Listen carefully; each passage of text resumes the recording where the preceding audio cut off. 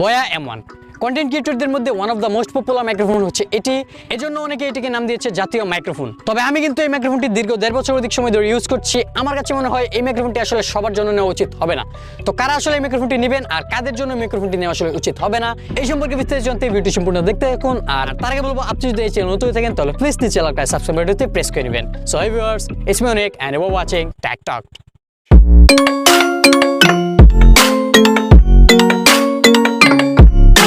প্রথমেই বক্সটিকে ওপেন করলে আমরা বক্সের ভিতরে পাবো একটি পাউচ, যেটার ভিতরে আমরা পাচ্ছি আমাদের কাঙ্ক্ষিত মাইক্রোফোনটি।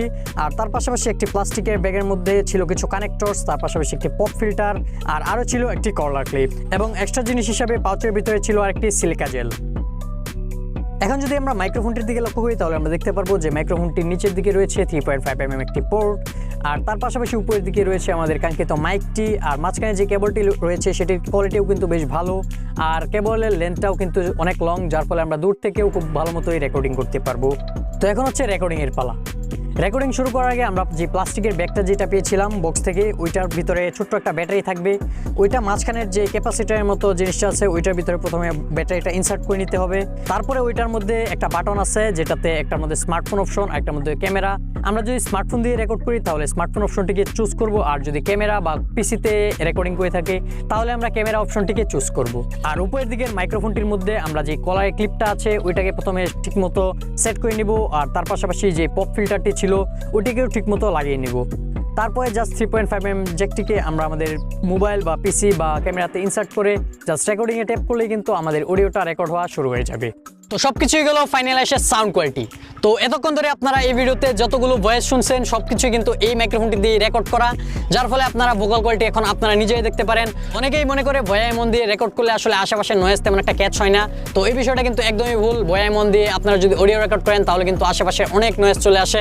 এটাকে দূর করার জন্য এডিটিংয়ে অবশ্যই আপনাকে নয়েজটাকে রিমুভ করে দিতে হবে। এখন যে ভয়েসটা আপনারা আসলে শুনতে পাচ্ছেন এখানে কিন্তু আমি আসলে কোনো এডিট করে নাই, একদম র ফুটেজ। আশেপাশের যত নয়েজ আছে তা অবশ্যই আপনারা শুনতে পাচ্ছেন।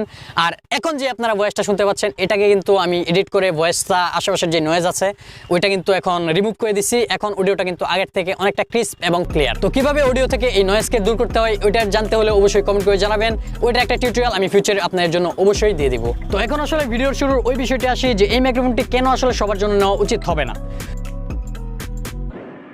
বর্তমানে স্মার্টফোন আর এই BOYA M1 মাইকের অডিওর মধ্যে তেমন একটা তফাৎ নেই। অনেক ক্ষেত্রে দেখা যায় যে এই BOYA M1 এর থেকে এই স্মার্টফোনের অডিও আসলে অনেক ক্ষেত্রে বেটার। তো আপনাদের বাসায় যদি এক্সট্রা কোনো ফোন থেকে থাকে তাহলে আপনারা কিন্তু ওই ফোনটাকে খুব সহজেই অডিও রেকর্ড করার জন্য ইউজ করতে পারেন। তো এক্সাম্পল হিসাবে আমার কাছে Realme C3 আছে, এটা দিয়ে যদি আমরা অডিও রেকর্ড করতে চাই তাহলে 3, 2, 1। তো এই মুহূর্তে আপনারা যে অডিওটা শুনতে পাচ্ছেন এটা কিন্তু এই BOYA M1 মাইকের না, এটা হচ্ছে এই ফোন দিয়ে রেকর্ড হওয়া, আসলে এই ফোনের মাইক দিয়ে রেকর্ড হওয়া আসলে অডিও। সো এখন BOYA M1 মাইকটাকে যদি আমরা আলাদা রেখে দেই, তো এই মুহূর্তে আপনারা আসলে যে অডিওটা শুনতে পাচ্ছেন এটা হচ্ছে এই Realme C3 এই ফোনটা দিয়ে রেকর্ড করা অডিও।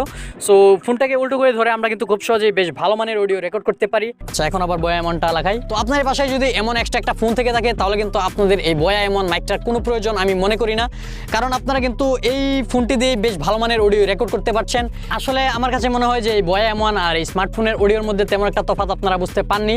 অনেকের কাছে হয়তো বা এই স্মার্টফোনের অডিওটা আবার ভালো লাগতে পারে। তো এই ছিল সকল বিষয়বস্তু। আর আরেকটা বিষয়, এই যে এটার ভিতরে যে ব্যাটারিটা আমরা বলছিলাম, এই ব্যাটারিটা আবার অনেকের কাছে নাকি এই ব্যাটারিটা শেষ হয়ে যায়, যার ফলে কিন্তু অডিও অনেক সময় রেকর্ড হওয়া অফ হয়ে যায়। তো আমি মোটামুটি 1.5 বছরের মতো সময় ধরে ইউজ করছি, আমার ইউজের মধ্যে কিন্তু ব্যাটারিটা এখনো শেষ হয়ে যায় নাই। আর এই মাইক্রোফোনটির প্রাইস কিন্তু 800 থেকে 1000 টাকার মধ্যে আপনারা আপনাদের লোকাল শপ বা অনলাইনে অর্ডার করলে আপনারা খুব সহজেই পেয়ে যাবেন। তো এই ছিল আজকে ভিডিও। আশা করছি আপনার কাছে ভিডিও ভালো হয়েছে। যদি ভিডিও ভালো হয় তাহলে অবশ্যই ট্রাই করুন, ভিডিও কেমন লাগলো সেটা কমেন্ট করে অবশ্যই জানাবেন। আর এই চ্যানেল নতুন হলে সাবস্ক্রাইব করে পাশে বেল আইকনটিতেও ক্লিক করে নেবেন। দেখা হচ্ছে পরবর্তী ভিডিওতে, and I will see you definitely the next one.